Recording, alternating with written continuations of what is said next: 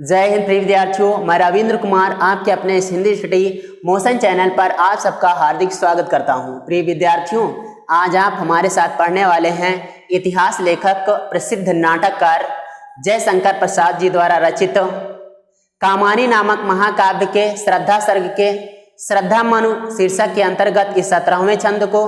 तो आइए आपको लिए चलें इस 17वें छंद की तरफ।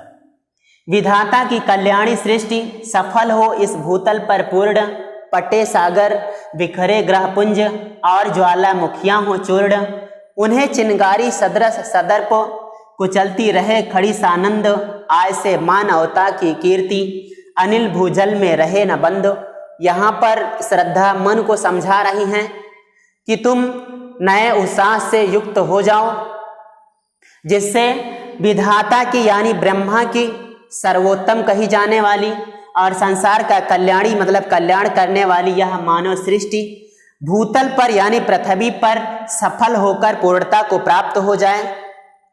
तुम्हारे नए उत्साहों के द्वारा ये उफानते हुए सागर पट जाएं, बिखरे हुए ग्रहपुंज ये ग्रह नक्षत्र भी तुम्हारे चारों तरफ वैभव को लुटाते नजर आएं और ज्वालामुखियां हो चूर्ण और संसार का महाविनाश करने वाली यह ज्वालामुखियां भी चूड़ चूड़ होकर शांत हो जाएं।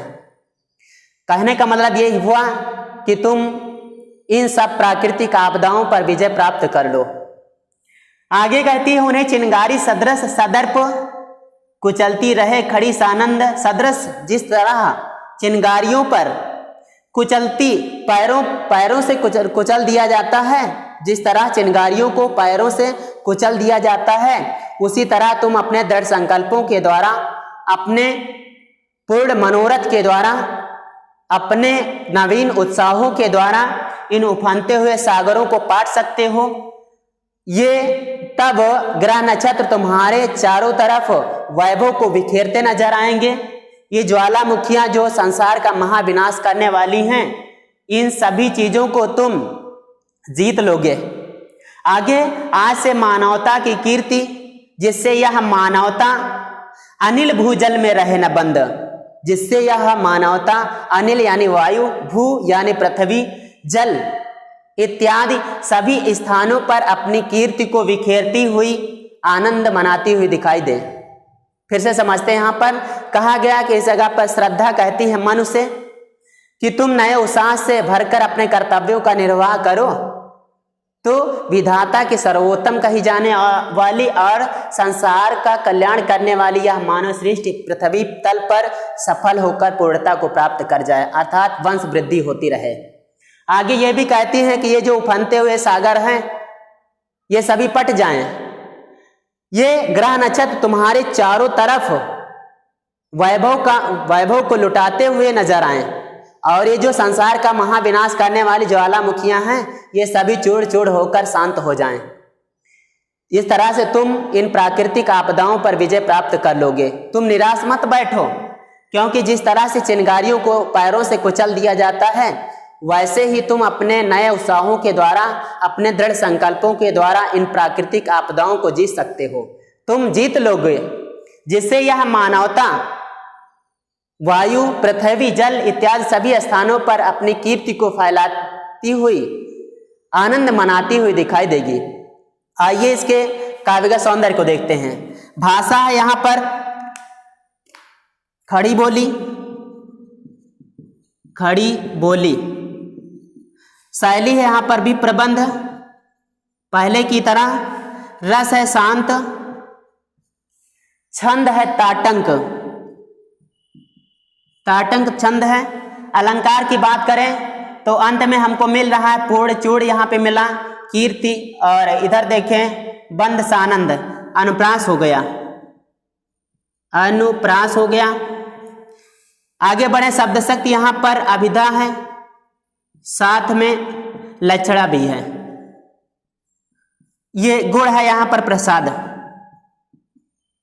आइए हम आपको अगले छंद की तरफ ले चले। आइए आगे देखते हैं। जलद के फूटे कितने उस दीप कच्छप डूबे उतराए, किंतु वह खड़ी रहे दृढ़ मूर्ति अभ्युदय का कर रही उपाय। शक्ति के विद्युत कण जो व्यस्त विकल बिखरे हैं हो निरुपाय, समन्वय उनका करे समस्त विजयनी मानवता हो जाए। यहाँ पर भी श्रद्धा कहती है मनुष्य, क्या कह रही हैं, जलधि के फूटे कितने उस, आपने अभी देखा प्रलय काल, उस समय जलधि के कितने फूटे उस समय सारे संसार को निगलने के लिए जलधि के यानी समुद्र के कितने स्रोत फूट पड़े थे, जिसमें द्वीप कच्छप डूबे उतराए, जिसमें पृथ्वी के समस्त द्वीप कच्छप आदि सभी जीव जंतु उसमें डूबने उतराने लगे थे। किंतु वह खड़ी रहे दृढ़ मूर्ति, किंतु हमारे और तुम्हारे रूप में यह मानवता आज भी दृढ़ मूर्ति के समान खड़ी हुई है, जो अभ्युदय का कर रही उपाय, जो उन्नति का प्रयास कर रही है। आगे कहती हैं, शक्ति के विद्युत कण जो व्यस्त, इस सृष्टि की रचना शक्तिशाली विद्युत कणों से हुई है, और जो व्यस्त, जब तक ये व्यस्त रहते हैं, जब तक ये विकल रहते हैं, जब तक अस्त व्यस्त रहते हैं, जब तक अलग थलग पड़े रहते हैं, तब तक ये अपने आप को किसी भी प्रकार का निर्माण करने में असमर्थ पाते हैं। यानी ये जब तक अलग अलग रहते हैं तब तक ये किसी चीज़ का निर्माण करने में असमर्थ रहते हैं। लेकिन किंतु जब एकामेक हो जाते हैं, समन्वय उनका करे समस्त, जब वे समन्वित हो जाते हैं, एकामेक हो जाते हैं, उस समय इनसे अपार शक्ति फूट पड़ती है।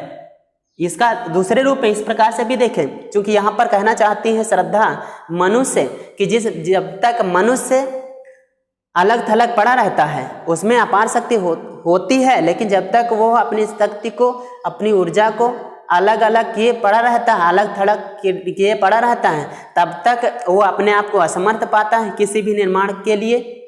लेकिन जब वो एकामेक हो जाता है ना, तो वो उसमें संसार को जीत लेने की शक्ति परिस्फुटित हो जाती है, जिससे मानवता विकसित रूप में दिखाई देती है। इसको आइए फिर से समझते हैं। कहा गया यहाँ पर श्रद्धा कह रही है मनुष्य कि अभी आपने प्रलय काल को देखा, उस समय सारे संसार को निगल जाने के लिए समुद्र के कितने स्रोत फूट पड़े थे, मतलब बाढ़ आई थी ना, सारी सृष्टि उसी में तो विनष्ट हो गई। तो यही कह रहे हैं कि उसमें समुद्र के कितने सारे स्रोत फूट पड़े थे, जिसमें पृथ्वी के सभी द्वीप कच्छप और सभी जीव जंतु उसमें डूबने उतराने लगे थे। लेकिन हमारे और तुम्हारे रूप में, कहने का मतलब क्या, सब लोग तो उसमें डूब गए, उतरा गए, लेकिन हम तुम बचे हैं, है ना।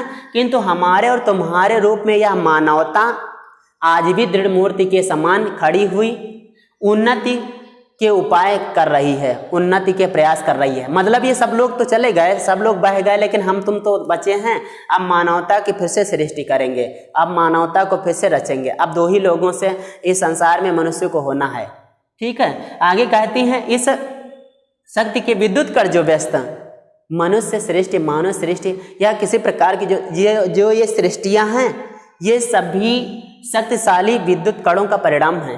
लेकिन ये जब तक इधर उधर रहती हैं, अस्त व्यस्त रहती, अलग थलग पड़ी रहती हैं, तब तक ये अपने आप को कमजोर, असहाय पाती हैं, ये किसी प्रकार का निर्माण नहीं कर पाती हैं। लेकिन जब ये समन्वित हो जाती हैं, तब इनसे अपार शक्ति परिस्फुटित हो जाती है, प्रकट हो जाती है, जिससे आगे बताया गया इसी प्रकार से मनुष्य भी अपनी शक्ति को जब तक संचित किए रहता है, अपनी शक्ति को संचित किए अलग थलग पड़ा रहता है, तब तक वो किसी प्रकार की उन्नति नहीं कर पाता है, अपने आप को असमर्थ पाता है। लेकिन जब वो समन्वित हो जाता है, उस समय उसमें वो शक्ति प्रकट हो जाती है जो संसार को जीत लेने वाली होती है, जिससे मानवता विकसित रूप में दिखाई देती है।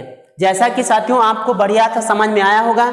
समझ में आया है तो लाइक कीजिए, अपने दोस्तों को भी शेयर कीजिए, और यदि आपने चैनल को सब्सक्राइब नहीं किया तो सब्सक्राइब भी कर लीजिए। जैसा कि इसका काव्य सौंदर्य देख लो, और ये है आपके इस पाठ का अंतिम छंद था। तो ये भाषा यहाँ पर खड़ी बोली है, शैली है प्रबंध, रस शांत है, छंद ताटंक है। अलंकार देख रहे हैं आप, यहाँ पे अनुप्रास है, अनुप्रास। और आगे बढ़े, शब्द शक्ति यहाँ पर लक्षणा है, कुछ कह रही हैं, कुछ छोड़ रही हैं, बहुत कुछ समझने के लिए बाकी है। यहाँ पर कहना क्या चाहती हैं कि मतलब हम तुम तो बचे हैं, 2 लोग बचे हैं, अब मानव सृष्टि को फिर से रचेंगे, यानी सृष्टि को आगे बढ़ाएंगे। ये गुण है यहाँ पर प्रसाद। तो आज यह पाठ आपका पूरा होता है। अगला पाठ अगले वीडियो में लेकर हम फिर से उपस्थित होंगे। तो दोस्तों चलते हैं। जय हिंद।